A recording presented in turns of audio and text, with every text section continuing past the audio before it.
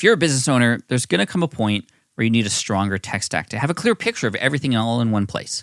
From startup to enterprise, NetSuite is your one-stop solution. Visit netsuite.com/SPI to download their KPI checklist for free and support this podcast too.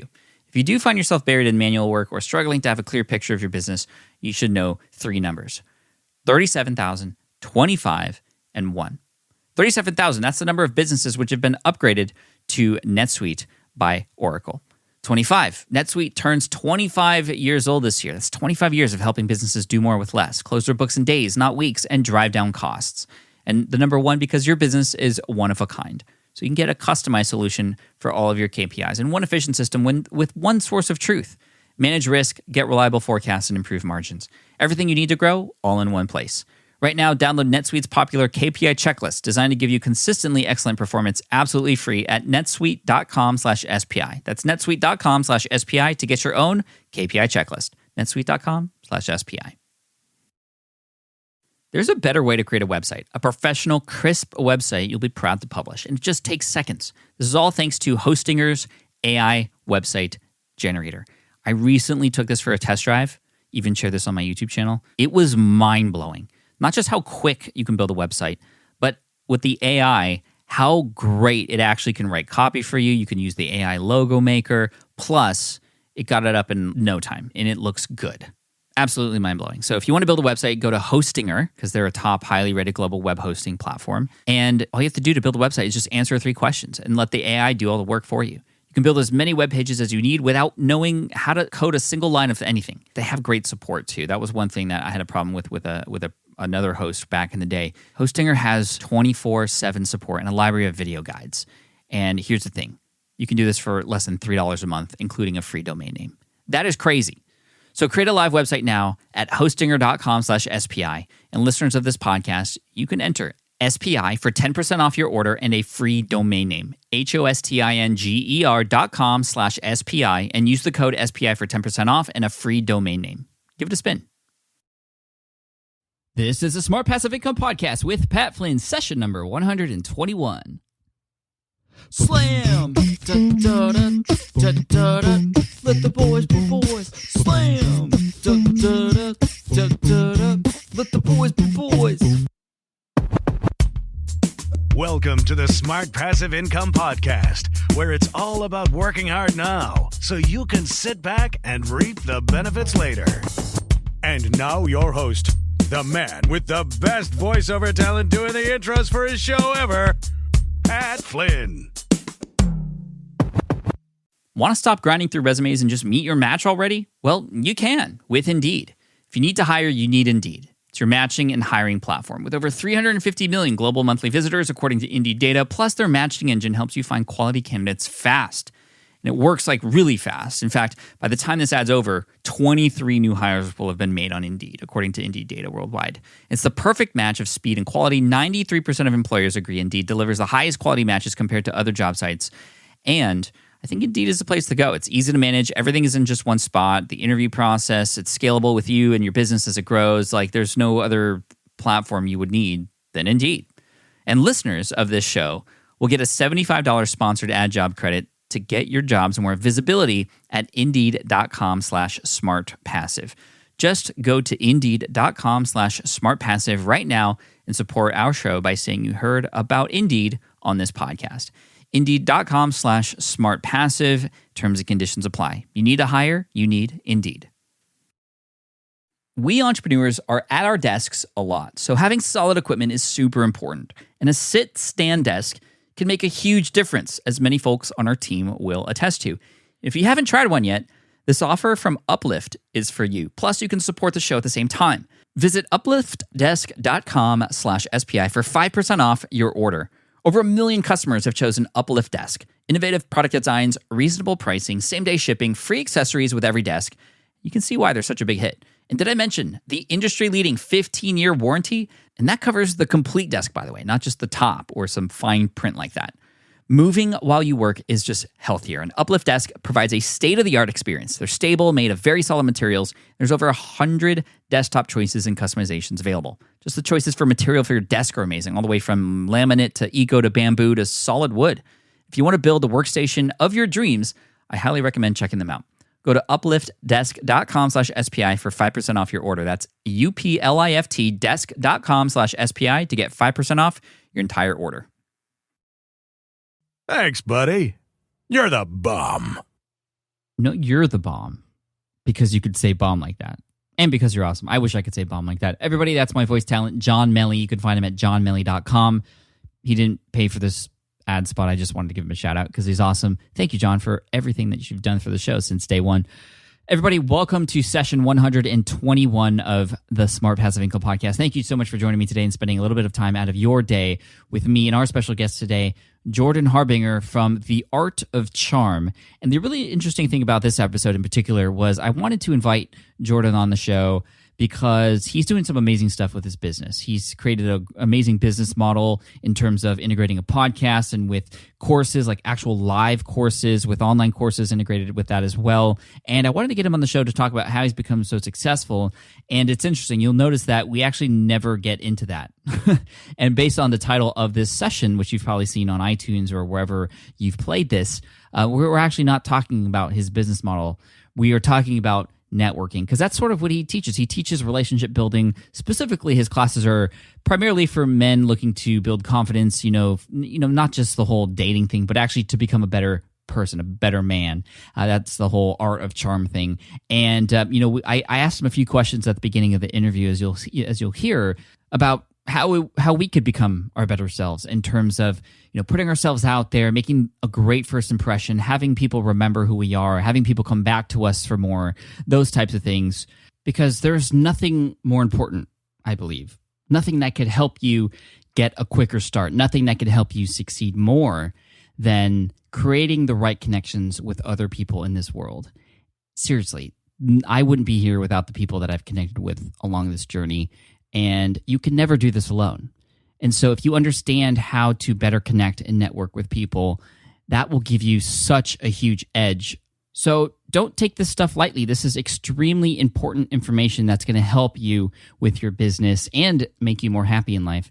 I talk about a lot of experiences I've had when having issues with networking and just getting over that fear when meeting new people. And I do actually add a lot to the conversation in terms of tips based on a number of books that I've been reading lately too. So look out for that. Here we go. This is the interview with Jordan Harbinger, again from theartofcharm.com. Hey, what's up, Jordan? Welcome to the Smart Passive Income Podcast. How are you? Hey, man. Glad to be here. I appreciate the opportunity. It's kind of cool being on the show, on a show that you listen to. It's always fun. So yeah, that's awesome. And I want to thank you because you had me on yours too. We had a great interview, and I'm sure this is going to be great as well. Yeah, I hope. Well, we'll see. I don't know. No, I'm sure it'll be good. Tell us a little bit about who you are. How'd you get started with what you do? Sure. So I am essentially, it's so weird. I don't know what my job title should be. Essentially, we started off as dating and charisma coaches, but realized soon after that it just goes far beyond that. And basically, we have a school in LA and a podcast at The Art of Charm that teaches people how to be confident, put their best foot forward. And we essentially teach emotional intelligence in a systemized fashion so that anybody can learn it and master it and turn confidence into a learnable skill. And of course, on the show, we have different people talking about everything from how to set up your lifestyle so that you don't have to be consumed with stress and work. And that's some of the stuff that you and I talked about, all the way down to biohacking or dating skills or confidence skills, body language, how to read other people, persuasion, influence. And the reason I got interested in all that is because I graduated from undergrad. I promptly applied for a job at Best Buy and found out that just to try to repair computers. And by the way, I went to the University of Michigan, which is like a good school. So theoretically, I should have had a job waiting for me because that was the promise of college back in my day, and probably still is. And they were like, yeah, you've got to work and sell CDs for a couple of years before you can repair computers. And I was like, let me get this straight. I studied 3 languages and political science and accounting and all that stuff. And in order to blow dust off someone else's keyboard, I have to sell like They Might Be Giants albums or whatever for 3 years. And I just couldn't. I couldn't believe it. I just was in total despair and shock. And so I did what a lot of people do. And I went to grad school and I went to law school also at the University of Michigan. And I got a job by working my butt off and networking my butt off on Wall Street. And my mentor there, who is basically Wall Street mentoring, is essentially a guy that HR makes take you to coffee like once a quarter, and then you get to ask him questions theoretically, and they're just so bored and they're checking their BlackBerry the whole time because they have work to do. Well, my mentor showed up. He was never in the office, and there was this rumor that he made more money than all the other partners, and he was never there. And he was a Jewish guy from Brooklyn with a great tan, and that doesn't add up, right? So I finally go to coffee with him. He goes, "Ask me anything," and I'm sure he thought I was going to say something like, "How do real estate, mortgage-backed securities work and blah, blah, blah." And instead I said, "How come everyone says you get paid more, but you're never in the office?" And he took a deep breath and a sip of Starbucks and went, "Well, truth be told, all those other lawyers that you see there at 1:00 in the morning on a Sunday night working their butt off are totally replaceable. And they're workhorses. And yeah, they're valuable because of that. But anybody can learn the technical skills of being an attorney. What I'm doing is I'm going to charity events, playing golf, going to do jujitsu, schmoozing, making connections, going to Shabbat dinners with neighbors of friends of friends of friends, and hustling business for the firm. And it's a lot more important." And he goes, "That's why I don't have to show up. I can work from wherever. I'm not going to get fired because if I do, I'll take my client book with me, and everybody knows that.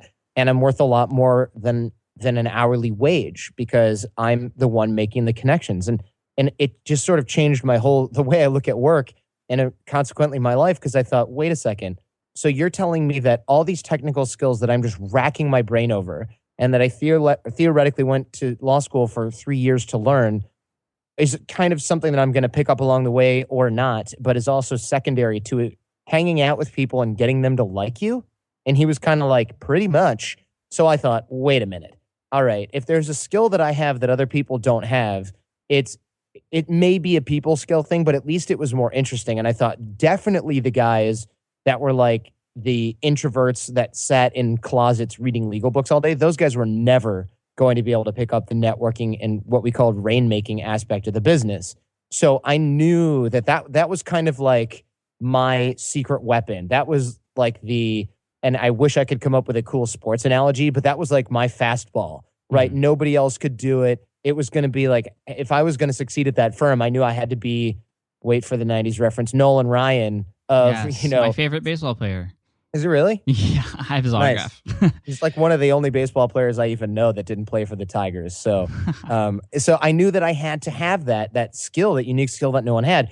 And so I spent all of my time and resources, even when other people were busy studying for the bar exam, I would be out trying to network, develop connections for no real purpose other than practicing doing that. And it was working. And I looked up every networking book and I took classes on networking and influence and persuasion. And most of it was garbage. And so I learned a lot through trial and error and just really kind of inventing my own system for creating relationships and then managing them at a really young age. Well, at least younger than the 30s and 40s that most of us are in now when we start to think about this stuff. Mm-hmm. And so that got me much further ahead. And I ended up getting another Wall Street job purely based on networking connections. I ended up getting kept around for longer. I ended up with tons of freedom at work. I was able to do my satellite radio show and start The Art of Charm while I was working on Wall Street. And it was just kind of all due to the fact that I could get people to like and trust me. And I wasn't abusing that, to be clear, but it was just really, really good leverage, and I could always kind of get what I needed and what I wanted. And that was a really powerful skill set that now is what we teach at The Art of Charm. Sure. I think we could all hear it in your voice, just kind of charisma that you have. You're well-spoken. You're very easy to listen to and obviously very easy to get along with. I think a lot of people don't realize how important relationship building is just in their lives. We always focus on the technical stuff, like you were saying earlier, like all those other guys. But it's really cool that you found what we talk about here on SPI often is your unfair advantage. Like that one thing that you're good at that you should just use to your advantage. And if you don't know, or if you know you should be good at it, and you could do what you can to improve. So I'm curious, like just give us a quick lesson, if you will, for those of us who now understand the importance of relationships. How can we better network, I guess you could say?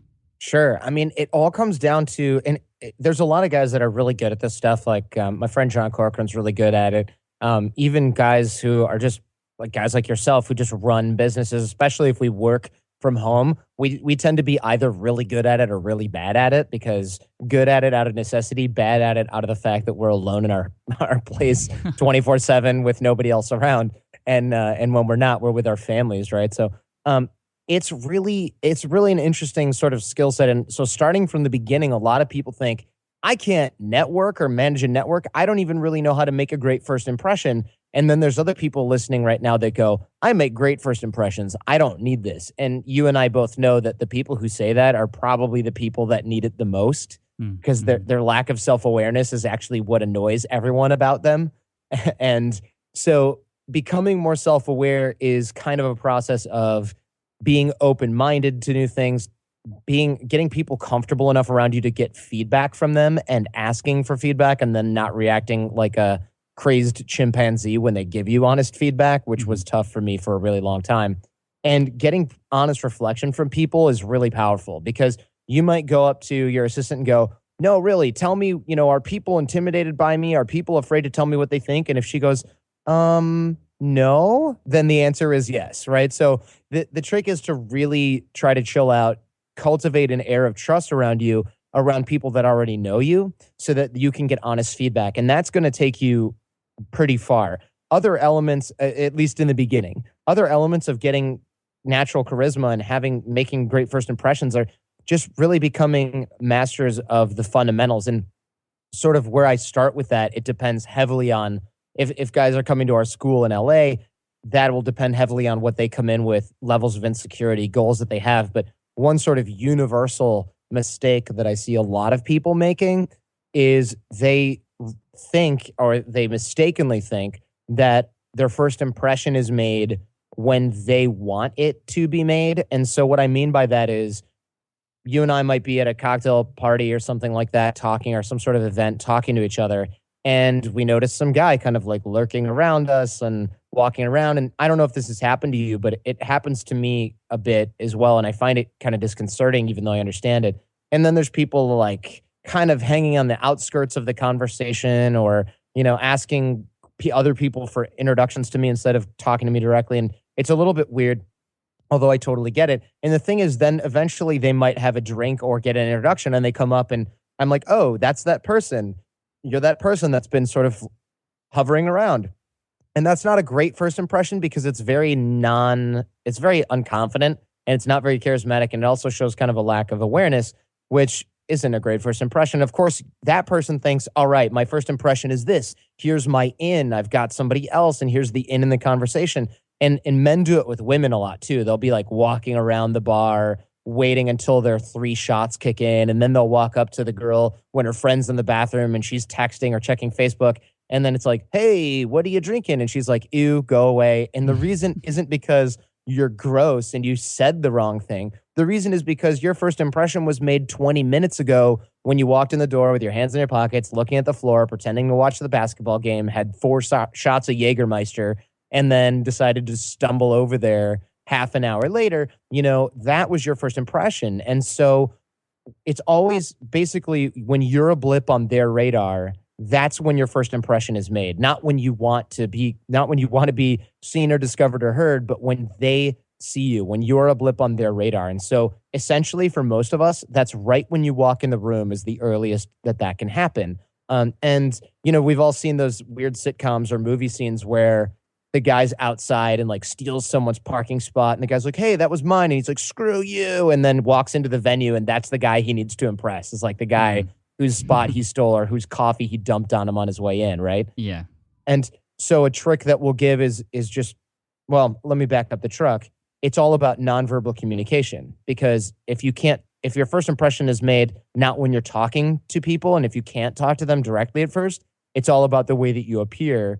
And so we work on body language, eye contact, and things like that. And I can give some drills based on that if you guys are interested. Sure. I mean, to kind of play off of that, I mean, I remember when I got some great advice from a man named Antonio from realmenrealstyle.com.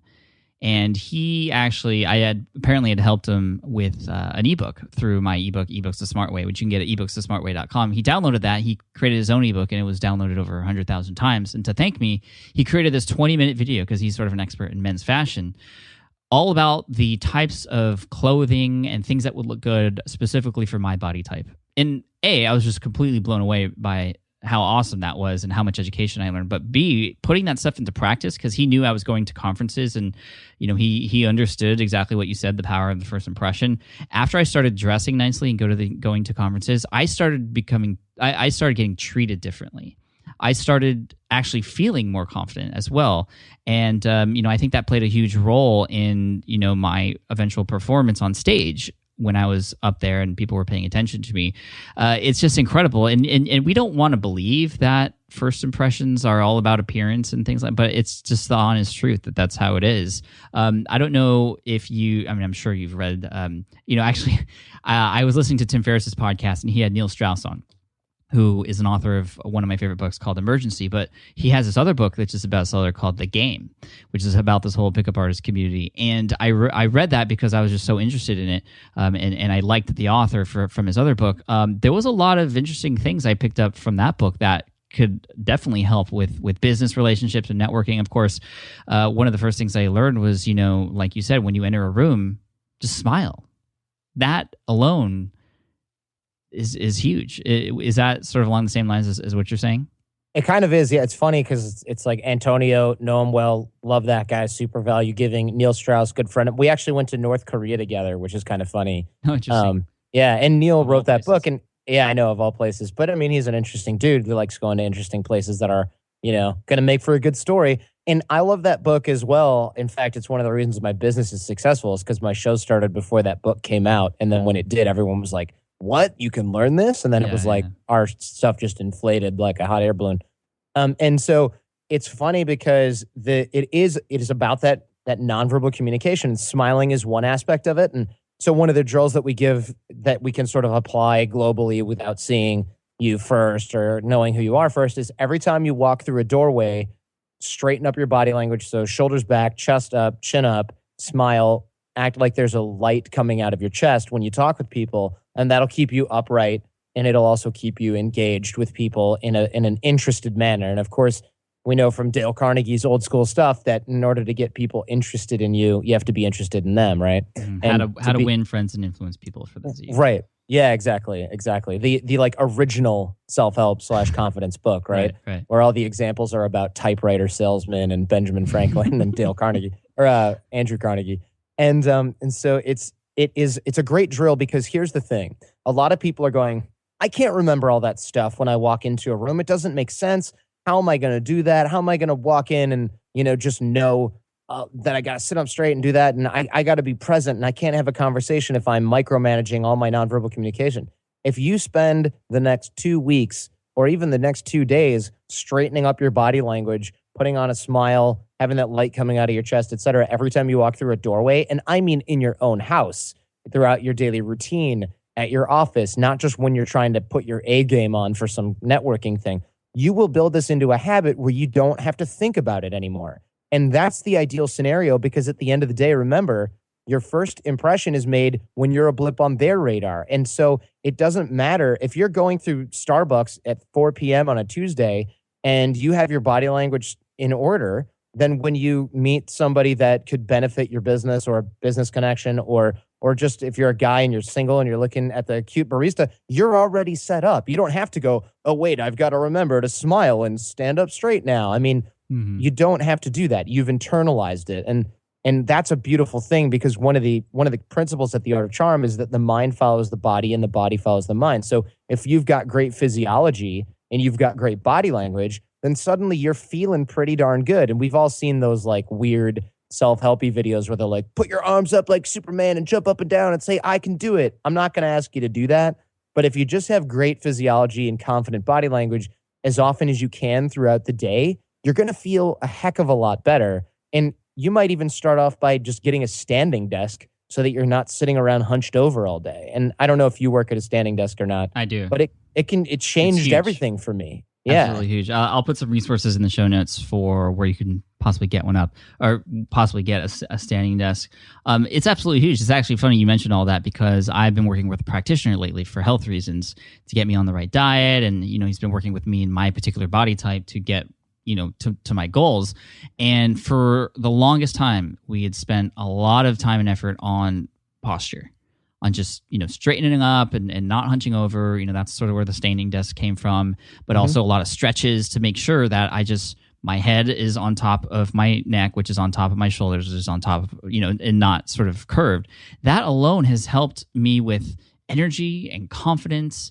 And I know it might sound all weird, like if you're listening to this on the other end, but just try it for 2 days. Like Jordan was saying, you will notice a difference. It's kind of ridiculous. And, I always make these connections between, working out and exercise and business. Like this stuff just doesn't have it's life, and so I highly recommend trying that out.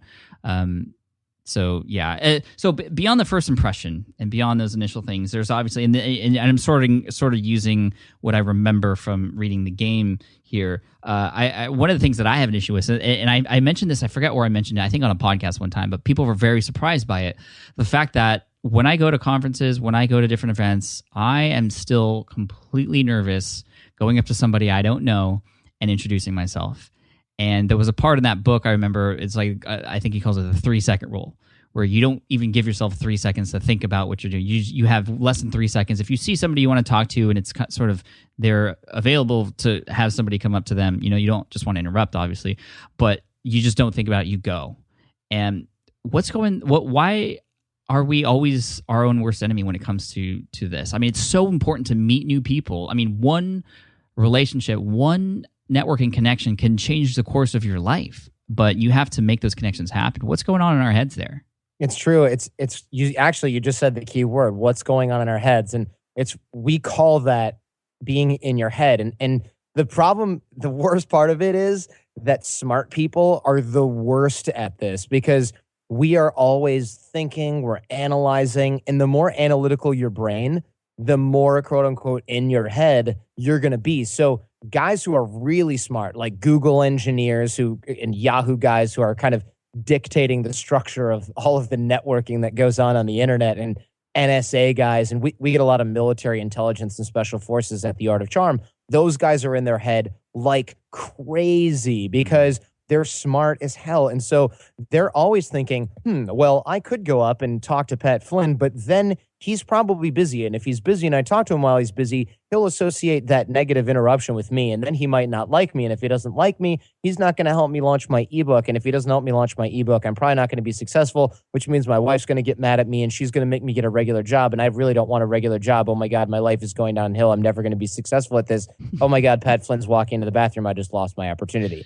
And that's a ridiculous exaggeration, but it's not that ridiculous because to some degree, that happens when you're looking at networking. It certainly happens with single guys who are looking to talk to people. It happens with women that are looking to talk to people as well. I mean, it's not something that only happens to men. It's certainly not something that only happens in romantic situations. And so what we called the 2 snaps rule that later became the 3-second rule in that book is that you don't give yourself enough time to talk yourself out of it, because we're rationalizing not going up and making that introduction because some nebulously negative consequence or vague negative consequence might occur. And so that causes us to feel fear of rejection, which is ridiculous, because worst case scenario, someone walks up to you and you go, you know what, actually give me a second. I'm in the middle of something. And they go, oh, my bad. I'm sorry. I'll catch up with you in a few minutes. And then you will probably go talk to that person later and it's no big deal.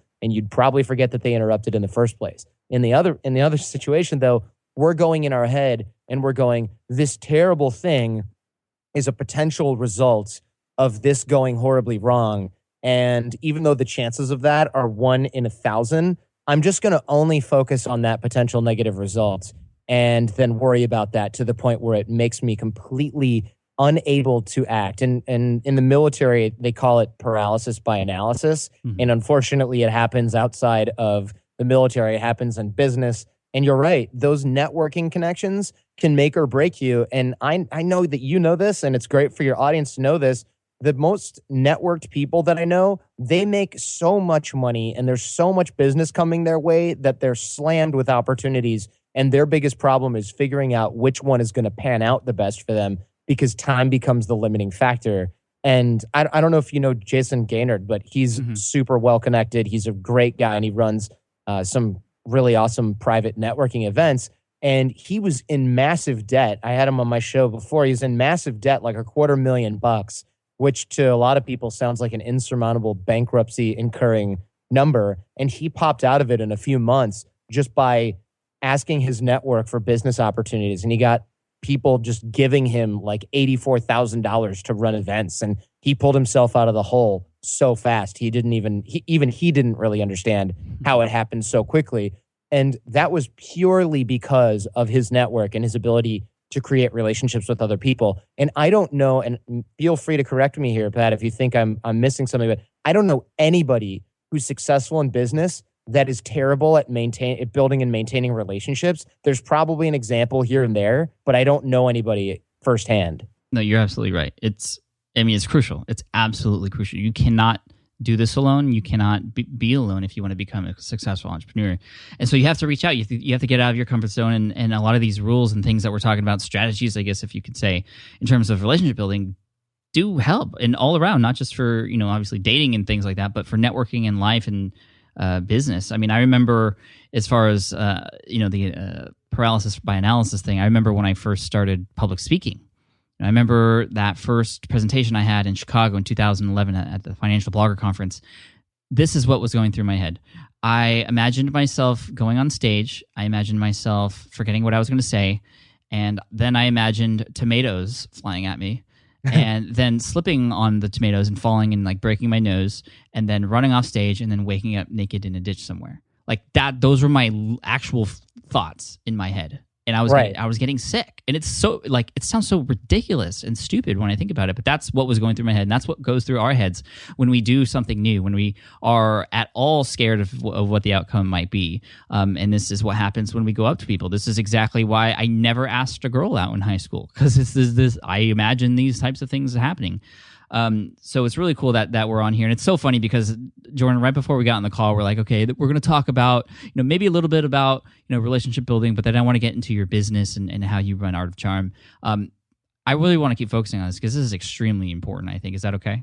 Yeah, totally fine. Okay. It's what I teach for a living, so I'm all about it. This is the easy part. I do want to get into a little bit of the art of Trump because you guys are doing tremendously well, and I want to talk about exactly how you guys made that happen. But I think maybe the last thing we could talk about. Oh, and sorry, before I have some notes here, I do want to mention that for those of you who remember, Lewis House was on the show a couple times from the School of Greatness.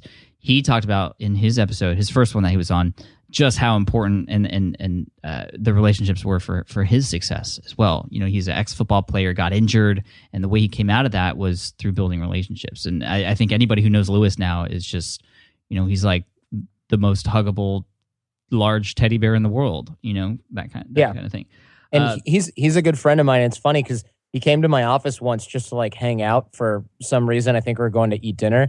We had some time to kill. And he's like, oh, what's on the board? And it was the interaction map that we use to show how to create a like rapport with people and where you can go in your relationships to create trust and connection. And he was like, teach me all of this right now. So we're like late for dinner because I'm trying to program his brain with Art of Charm stuff. And he goes out and just like, he texts me like 3 days later, I'm at a conference and I'm using this stuff.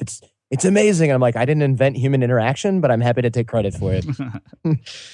That's cool. Okay, so we're at a point now. So we're sort of going on this journey. We understand about first impressions. We've made the decision to go up to somebody and talk to them. Then the question is, okay, what do I say? Sure. So it really, the funniest part is guys obsess over this when it comes to dating stuff. People obsess over this when it comes to creating connection. But the truth is, it doesn't matter that much at all. And if we're going from a networking perspective, it matters even less. And one of the sort of tricks that it's so lame to use the word trick because it's the most obvious thing you could possibly do, is walking up and introducing yourself and asking people what their name is. Because the thing is, it disarms a lot of people, except for the most egotistical of us who think, oh, he should already know who I am. Mm-hmm. So if you do know who they are, feel free to say, hey, Pat, my name is Jordan Harbinger. And if you already know who I am, then great, we're at a nice place. If you don't know me, then I just introduced myself. And if I don't know your name and I say, hi, my name's Jordan Harbinger, you look really familiar. Have we met before? Even if it's kind of BS, it really opens the way for someone to introduce himself. It's really easy. And here's the beautiful part of it. And everyone's going, I don't care. I can introduce myself. What kind of advice is this?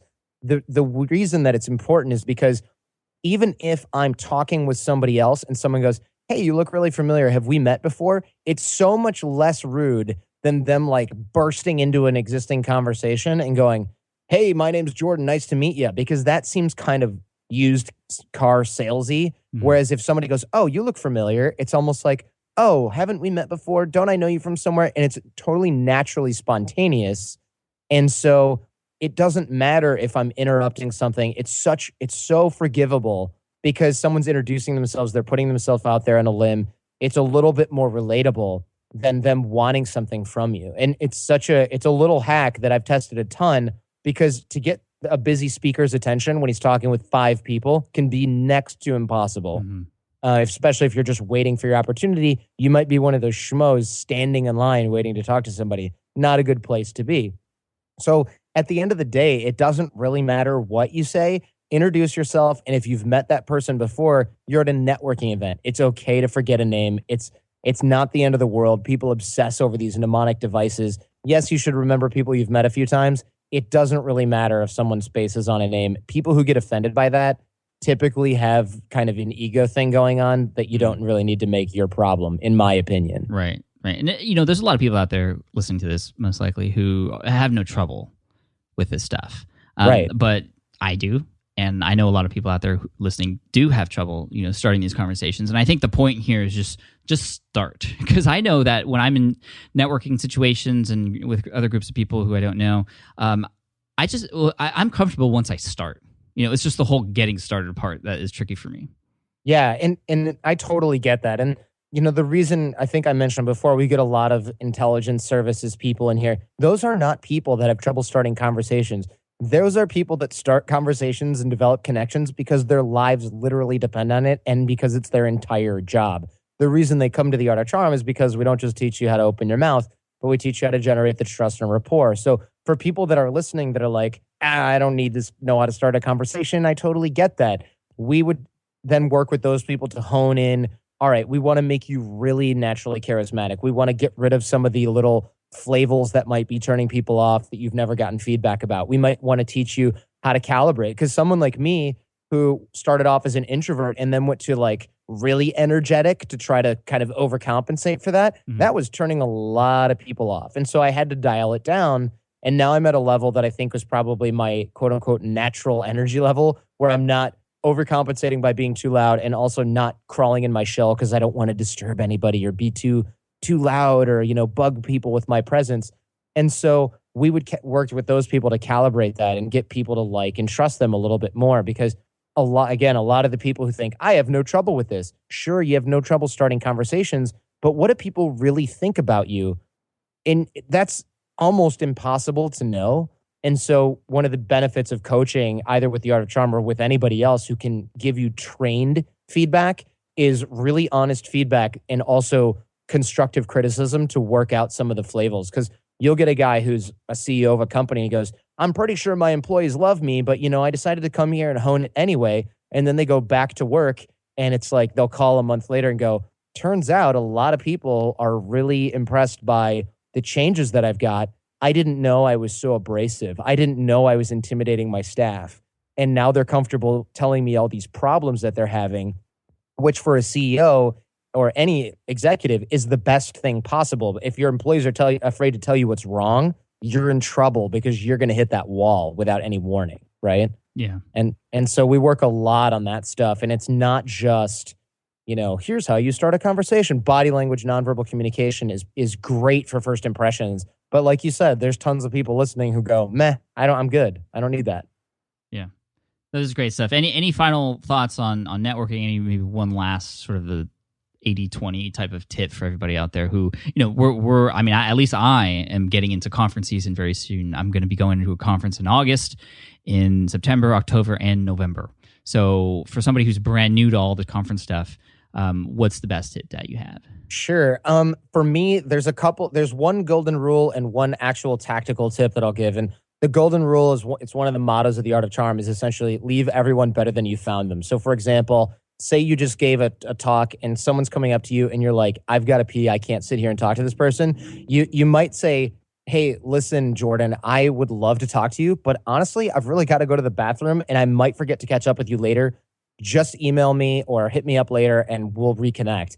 That type of honesty, that type of relatability is so much better than, hang on, I'll get back with you, or excuse me, and then darting the other way. Because the thing is, again, everyone's in their head, right? So if you left a conversation abruptly because you had to pee, that person goes, oh, Pat Flynn's a freaking diva, doesn't want to talk to me. All right, Mr. Important. Or they're going, I just got a oh, small I did bladder, that wrong. yo. Yeah, I know, right? Me too. Or they go, oh, I did that. I did something wrong, or he doesn't think I'm important enough, or I'm not important enough to talk to someone like him. Never mind. I mean, you get those mindsets in there. That water works its way into the cracks of your brain and freezes, and they're all in their head. So leave everyone better than you found them, is even if that just means smiling at people when you're having a bad day. Because if you continue to build that as a habit, if you're smiling at the barista where you get your coffee in the morning, talking to your neighbors in the elevator, even though you don't feel like it, on the day when you have an off day, those people are going to start to reflect that stuff back to you, and they're going to bring you right out of your rut, because you're going to go get coffee with your eyes half closed, and the barista whose day you make every morning is going to go, hey, Pat, how are you? And you're going to go, oh, you know what? I feel pretty good. Everybody's bringing me some good vibes today.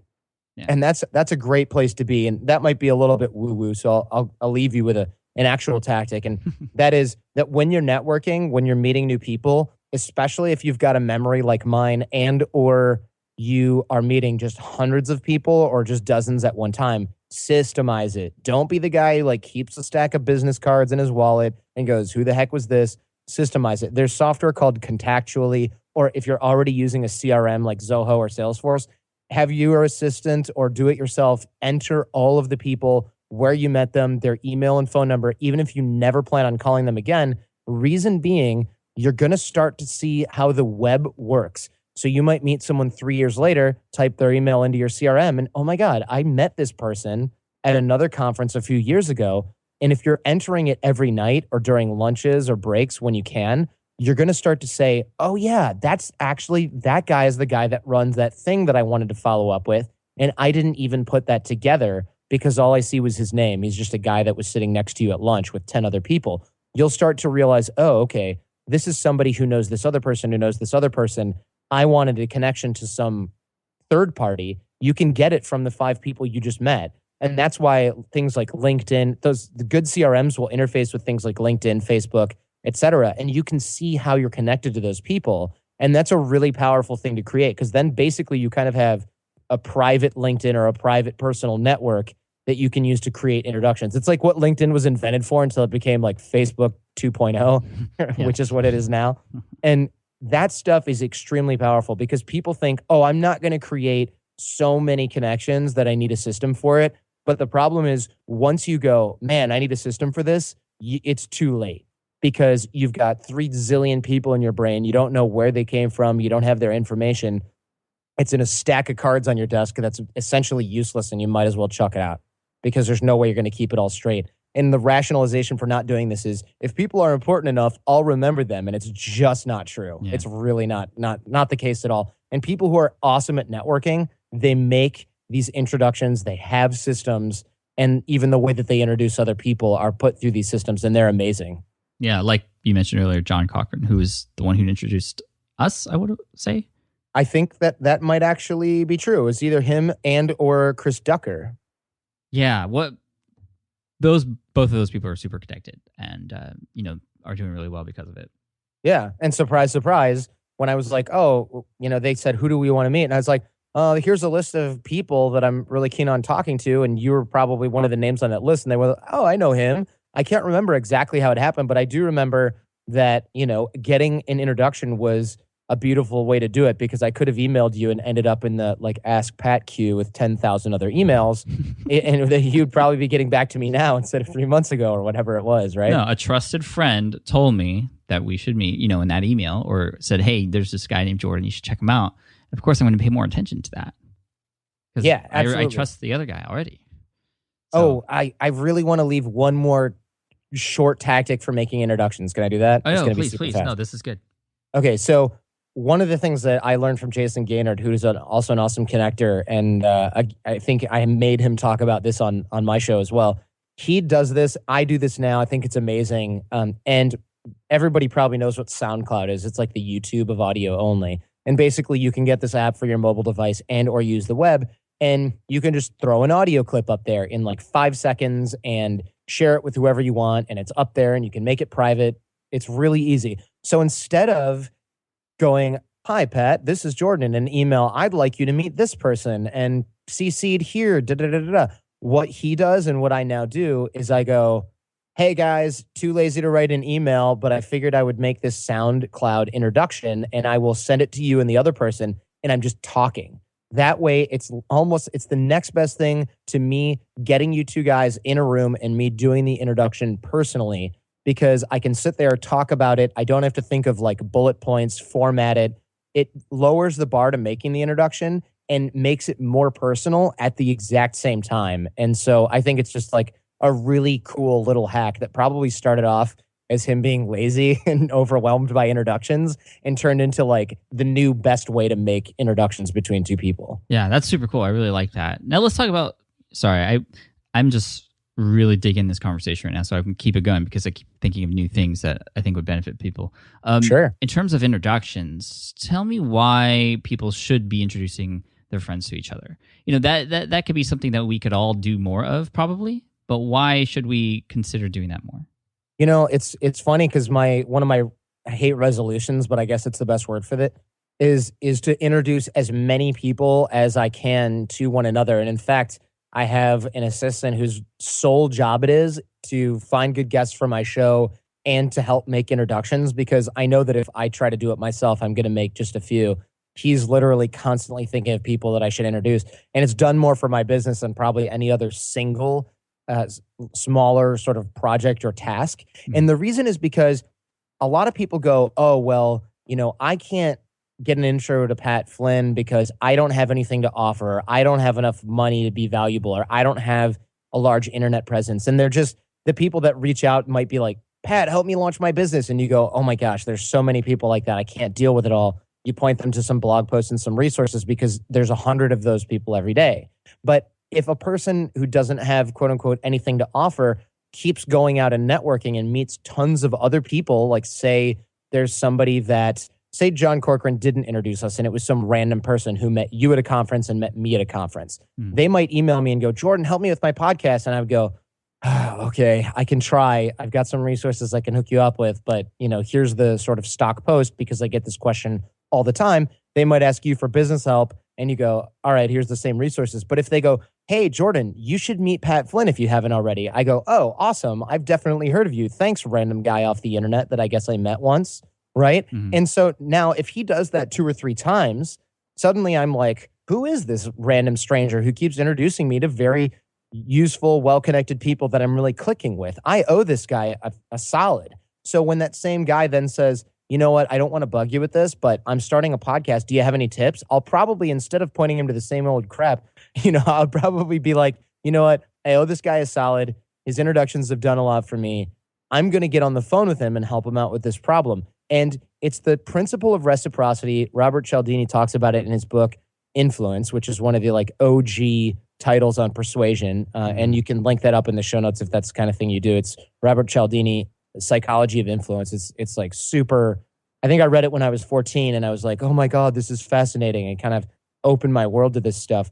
But if you continually do that and you're giving that value that you theoretically don't have, otherwise, it's like printing money in terms of social currency. That's what we call it at The Art of Charm. Because if I want to meet Richard Branson, well, I can't probably just call his office because I'm one of a million people doing that. I don't have enough dough to go to a charity event to hang out with him. But what if I continually sort of network my way into meeting useful people and I find out, oh, he's working on this and this and this? Well, chances are he's such a high profile person, it might be tough to be of use to him. But that doesn't mean that the 10 people that I've met along the way can't help him out with something and who would also probably jump at the chance to give value to somebody like that. And if you do that in business enough, it's perfect. In fact, I can give a real world example of this.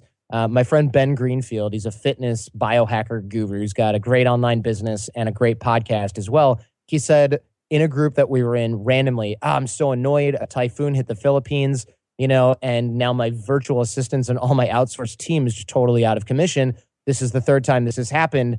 How obnoxious and annoying. I really don't know what to do. And I said, well, I don't know anything about outsourcing. I don't do much of it, but I know Chris Ducker does a ton of it. And he goes, I don't know who that is. So I connected those two. Chris likely has a new client. Ben likely has outsourcers that are typhoon proof and can deal with Western businesses. And now they're both like, thanks, Jordan. So that's a great thing for me to have. Not that I'm sort of keeping score at all, but the thing is, it doesn't really, you don't have to, in fact, don't keep score, but that's a side note. But the thing is, now if I ever need anything and I ask those two guys for it, they're not going to go, oh, Jordan's always bugging me for crap. They're going to go, yeah, he got me some business, or he's the one who got me my VA and I happen to have 5 extra minutes to help you out with this. They would probably help anyway, just based on those two guys and who they are. But if I continually am giving value to tons of people like that around me, there's a good chance they're going to think of me when doing something else. And they're going to take the extra time to hook me up because I'm making that a habit and a way of life for other people. Does that make sense? Yeah, totally. I agree with that. For sure. That's why it's key. I mean, there's just no getting around it. You should hook people up and help people out regardless, and as much as you can. And that's why when people ask me for stuff, I don't blow them off, but I'll point them towards resources and things like that, even if there's hundreds per day. But at the end of the day, with the way that people get ahead that I know of in the internet niche or in any niche, literally anything that I can think of, they're always trying to figure out, how can I help you? What can I do for you? And it's almost like an addiction. And when you get to sort of startup levels, high level startups and things like that in San Francisco, you get people giving each other favors and hooking each other up with stuff that you thought, this is insane. Like, this startup is going to donate 20 hours a month of their own programmer's time to help me work out a bug in my app for almost no reason, just because those guys are already on salary and they don't have as much work to do. Why would you do that? And they go, you know what? Someday I might need you to come in and help me with my sales team or something. And of course I'm going to do that because they just gave me like 10 grand worth of free services. And I'm thinking that is unfreaking believable. But the fact that it happens more at higher levels shows me that this is a brilliant idea that doesn't expire after you get to be a certain size or your business gets to be a certain size. Yeah. You know what I mean? You should be doing it more if you're not at exactly. a high level. Yeah. If you're not at a high level, you need to be doing it even like make that your job, right? Is to help out other people as much as humanly possible. You'll find that this comes back at you so much that you almost have to turn down other people's help because you're getting so much of it because you've given so much of your own. Right. Or of other people's if you're just making introductions, which is why that's such a beautiful thing. Because when you're starting out, you might not have the ability to help anybody other than hooking them up with people in your network. Yeah, absolutely. I think it was Anne Frank who said nobody's ever gotten poor by giving. Yeah, and it's completely true. And there's books about that now that are written by all kinds of people that run nonprofits, charities, and large companies. Absolutely. Hey, Jordan, we're already at the 45-minute mark. I know we were going to talk about your business before, but perhaps that just means we have to bring you back on to talk about that instead next time. I'm okay with that. I'm really happy with where this conversation led, though. Thank you for all the amazing advice. I think this is actually perfect for me as well going into conference season, and this is going to be one of those timeless episodes that people are going to get a lot out of. So thank you. I appreciate it. Well, thank you. Where should people go to get more information about you? I mean, plug as much stuff as you want right now. Cool. Well, I mean, of course, we run our live programs in LA, but here's the thing. You're already listening to a podcast. Check out the Art of Charm podcast. It's all about networking, business, relationships, body language, vocal tonality, eye contact, the way you present yourself, natural charisma. This stuff it's free, so take advantage of it. It's I like to think of myself as the Pat Flynn of the charisma world. But much better. Yeah, maybe not. I don't know. I just came back from a vacation. I think I'm the fat Pat Flynn of the charisma world. So yeah, check out the podcast. It's free, and hopefully it'll lead to a lot of people putting these skills into action. I hope so. Hey, Jordan, thank you so much. Again, that's theartofcharm.com or theartofcharmpodcast.com. Is that correct? Yeah. It is. Or just search for it in iTunes or Stitcher or wherever people are listening to shows. It should pop up in the ranks there. Awesome. Thanks, Jordan. Appreciate it. Thank you. All right. I hope you enjoyed that interview with Jordan Harbinger from The Art of Charm, an awesome site and podcast. If you want to check it out, find it on iTunes. Thank you all, of course, for listening to the show and for being so awesome. I mean, the fans out there, to see all your reviews, to hear all the comments about the podcast. It just motivates me so much. And thank you again for spending time out of your day to listen and hopefully take action on what you've heard on this episode and all the other episodes you've listened to. If you'd like to get the show notes for this episode and all the links and resources mentioned, head on over to the blog at smartpassiveincome.com/session121. And of course, I want to thank today's episode sponsor, which is 99designs.com. If you're looking to design a logo or even a website theme or a t-shirt, whatever you want to design, if you are looking for an affordable place to get professional design, you got to check out 99designs.com. I've used it myself in the past for a number of different things. And not only is it cool and you get great designs, but it's fun, fast, and exciting too. I mean, you put out your job description and many designers from around the world will go and compete to give you the design that you want, and you pick the one that you want. What's also cool is you can get your audience or your family and friends to vote what they feel is the best one, so you can be sure about your final selection. So if you want to give it a try today, head on over to 99designs.com/SPI, and you'll get a $99 power pack of services free today. So again, that's 99designs.com/SPI. Check it out. You'll love it. I think it'll be fun and exciting. And again, like I said, it's perfect for those of you starting out and who can't afford an individual designer. And finally, if you have any questions, head on over to askpat.com. That's my other podcast where you could check out the answers to questions coming from you. Voicemail questions 5 days a week from the audience. And, it's one of my favorite things to do every week is to create those answers for you. So check that out. Again, askpat.com. Thanks so much for all your love and support. I love you guys. You guys are amazing. You are what makes this show possible, because without you, I'd just be talking to the air, and that's weird. Even though it looks like I'm talking to air now, I know that you're out there. I appreciate each and every one of you. I know that you are not just a number or an email subscriber, but you're an actual human being. So as a human being, I'd love to hear from you. Comments, questions, concerns, constructive criticisms. I love you for it. Thanks so much, and I'll see you in the next episode of the Smart Passive Income Podcast. Peace. Thanks for listening to the Smart Passive Income Podcast at www.smartpassiveincome.com.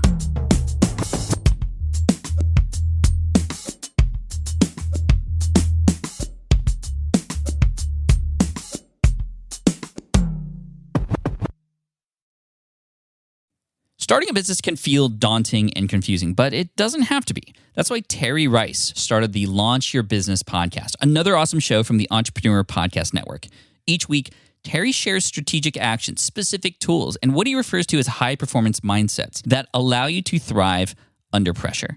Recent guests include rapper T.I., Amy Porterfield, and yours truly. And Terry frequently publishes value pack solo shows too, like this one titled How to Write Proposals That Get Accepted and Don't Take Forever to Write.